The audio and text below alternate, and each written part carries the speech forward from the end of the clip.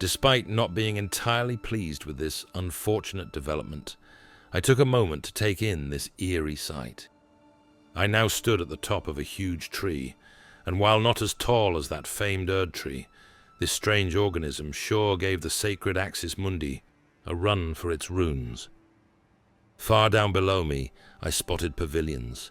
Somebody actually lived in the tree itself. The structures looked beautiful.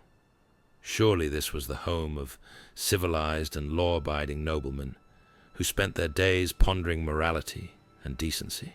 And would you look at that? Those pale and fleshy musicians, resembling rotten albino apples I'd come upon in the capital, were here as well, blowing their strange horns in a perverted unison, as was their custom.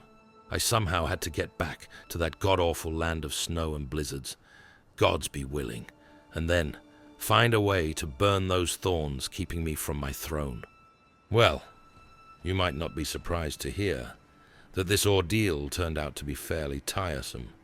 In the beginning of this unique experience, I found a particular joy in using the general's great bow to make those bulgy perverts moan in pain from a safe distance, but quickly realized I could never equip the amount of arrows required for such a sordid assault. Eventually, I ended up slicing their obscene and soft bellies with my trusty sword, and it didn't take me long before that approach gifted me with a rather misplaced sense of self. Oh no. Not wanting to spend more time with what clearly were failed and mutated artists, burdened with no real obligations, I decided to run across the large branches and make my way down to the structures I'd seen in the distance. Even if that wholesome approach truly seemed fit for a giddy son of nature, it came with its own distinct sort of issues, and I ran like a madman, past enormous ants spewing vile substances, fell into the oblivion below me on more than one occasion, and suffered extremely destructive bubbles that rained down on me from nearby. During these hours of haste, I came across a curious sculpture depicting a maiden with her arms around a child. Well, arm at least. Unlike Millicent, who was just as pleasing to the eye as without real skills of war, the tragic individual in front of me hadn't been rescued. I could have mended her. All of a sudden, I knew where I was. Oh dear, had I arrived at that famed warrior maiden's northern domain, the very one that faced the general in his prime? Later that afternoon, I finally arrived at the structures built in the tree itself, but unfortunately, reality wasn't a match for my naive hopes of meeting a civilized population. Instead, I was greeted by degenerates on their knees, worshipping invisible deities, and clearly suffering from inbreeding. How repulsive. Apparently, this lovely place had long been overrun by disgusting creatures, longing for the great beyond. Who was I to reject their yearning? The truth of the matter was that as I made my way further down into these empty halls of yesterday, I saw one monstrosity after another, and nowhere were the original residents to be found.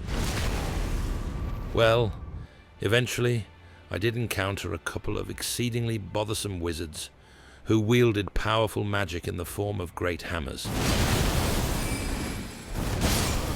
Not quite the nobility I was hoping for, though.